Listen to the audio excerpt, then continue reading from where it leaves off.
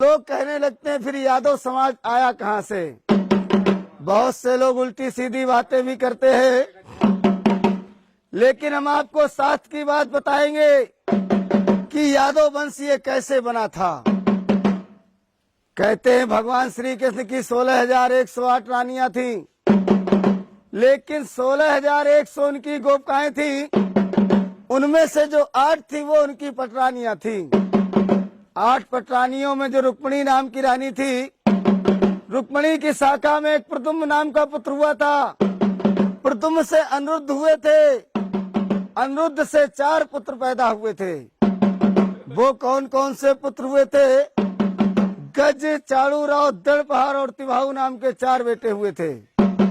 यहीं से अपने यादव समाज का बंटवारा होना शुरू हो गया। जो गज के वंशज हुए इनको बिहार की गद्दी दी गई, जो यादव के नाम से जाने गए साहब। जैसे बिहार में लालू प्रसाद यादव हैं, ये यादव वंश के यादव हैं साहब। दूसरे पुत्र जो चाड़ूराव हुए थे, इनको हरियाणा की गद्दी दी गई थी। हरियाणा प्रांत में अपने यादवों को राव साहब कहा जाता। वहाँ पर यादव अहीर कुछ भी कहते रहो, यादवों के घर नहीं जा पाओगे। जब राव साहब कहोगे तब यादवों के घर पहुँच जाओगे। तीसरे पुत्र जो दड़पहार हुए थे, इनको देवगिरी की गद्दी दी गई थी। इनको महाराष्ट्र का राज दिया गया था। इनसे जो वंश चला उस वंश का नाम रखा गया देवगिरी यादव। चौथे पुत्र जो प्रीतिभाव हुए थे, उनसे रोहिले यादव यदुवंशी यादव बने थे साहब। हमारा कहने का मतलब ये हुआ कि आप लोगों का जो वंश है ये प्रीतिभाव से निकला हुआ वंश है। आप लोग यदुवंशी यादव हैं, जो भगवान श्री कृष्ण के वंशज है साहब। इधर भगवान श्री कृष्ण की दूसरी रानी जामवंती थी, जो जामवंत की पुत्री थी। उससे 2 पुत्र पैदा हुए थे, दृढ़ और श्याम। जो श्याम के वंशज हुए वो जाडेजा यादव, सिंधी यादव कहलाए, और जो दृढ़ से वंश चला था वो डढ़ोर यादव और कमरिया यादव बने थे साहब। जैसे कि मुलायम सिंह यादव हैं, भी कमरिया वंश के यादव है साहब। इधर बलदाऊ जी की शादी राजा रेवत की पुत्री रेवती के साथ में हुई। इनसे निषद उन्मुख नाम के 2 पुत्र हुए। इनको महोबे मध्य प्रदेश का राज दिया गया, जो बनाफर यादव और दौआ यादव के नाम से जाने गए साहब। ये जो अलाउद्दीन थे बनाफर कुली के यादव थे। इधर एक चकेरी का राजा उद्यम घोष हुआ था, जिसका बेटा हुआ शिषपाल घोष। शिषपाल घोष का वध भगवान श्री कृष्ण ने किया था। तब रुक्मिणी को विवाह के ले गए थे, इसलिए शिषपाल घोष से जो वंश चला उस वंश का नाम रखा गया घोषी यादव। ये घोषी यादवों ने अपने यादव समाज से विद्रोह कर लिया था। भगवान श्री कृष्ण के वंशों से घृणा मानने लगे थे, इसलिए इनके वंश पे अकाल पड़ गया था।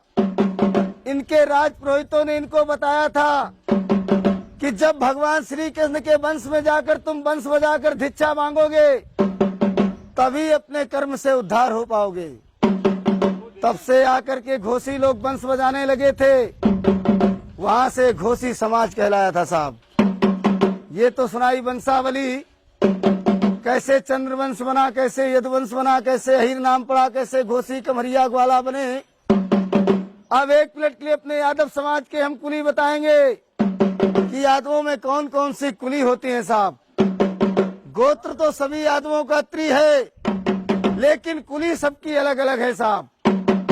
जैसे कि तुम्हारे ज्वारी है, राव है, दौआ है, किसनौट है, मजरोट है, घोसी है, कमरिया है, डढ़ोर है, गिरवरिया है, नागरिया है, ग्वालवंशी है, ग्वाला है। तुम्हारे पचोमार है, वाईमार है, दादा मार है, काठ है, दिसवार है, सुकरिया है, पापट है, बरतरिया है, रोरिया है, उधैनिया है, रजवनिया है, ओड़ा है, भुसिया है, बानरे हैं, नुनेरिया है, रहेस कुली है, लौदिया है।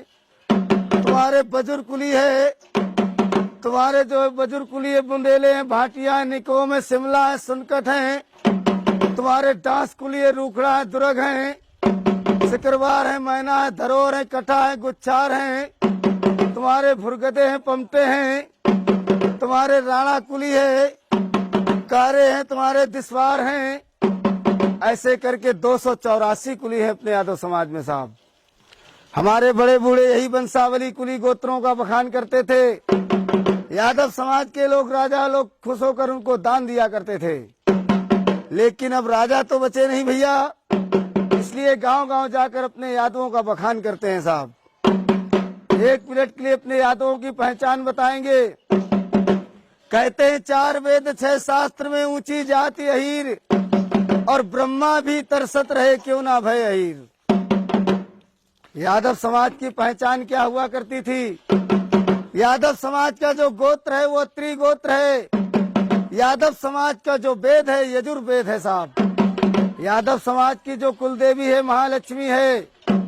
यादव समाज में जो पूजन होता था, होली दीपावली में तलवार का पूजन होता था। यादव समाज का जो झंडा था वो पीला झंडा था। यादव समाज का जो वस्त्र हुआ करता था मोर मुकुट हुआ करता था। यादव समाज के जो गुरु थे वो दुर्वासा सिंह हुआ करते थे। एक पहचान और है यादवों की। कहते छाती तानत शान से चाहो जहाँ जात शरीर, छाती तानत शान से चाहो जहाँ जात शरीर, मान हान और कड़ वचन सह नहीं सकत अहीर। सह नहीं सकत अहीर पड़े चाहे कितनों पिंगुल, सूली पे चढ़ जाए झुके नहीं सिर का सिंगुल। ये विशेष पहचान होती है अपने चंद्रवंशी क्षत्रियों में साहब। लेकिन बहुत से यादव लोग ऐसे भी मिलते हैं भैया